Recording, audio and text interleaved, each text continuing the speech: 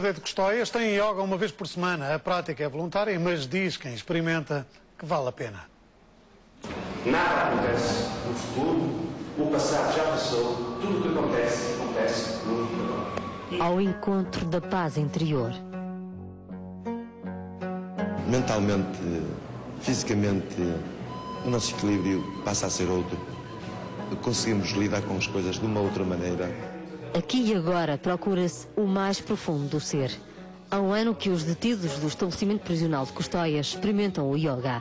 Uma vez por semana respiram liberdade, ainda que entre quatro paredes.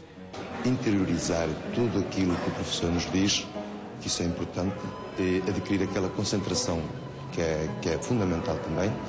E depois aí nós estamos naquele mundo mesmo nosso. A aula é orientada por um instrutor voluntário que fala de uma receptividade dos reclusos nunca imaginada. Pessoas que estão muitas vezes de longe daquilo que estão habituados, os seus entes queridos, que realmente elas estão mais sensíveis a qualquer tipo de ajuda.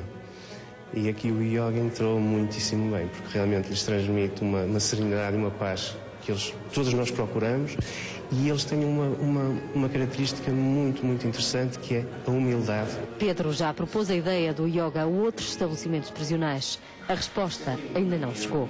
Aquilo que nós procuramos muitas vezes no ato de ter, na posse, nós só encontramos verdadeiramente no ato de dar.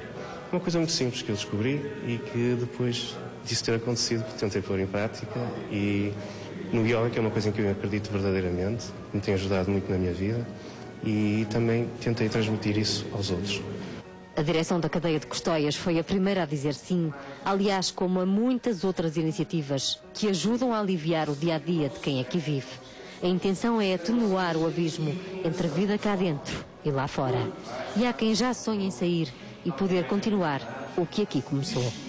E um dia que, quando sair, que não falta muito, vou procurar para frequentar este tipo de exercício, que eu adoro mesmo.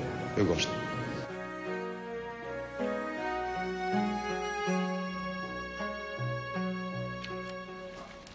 Duas inglesas.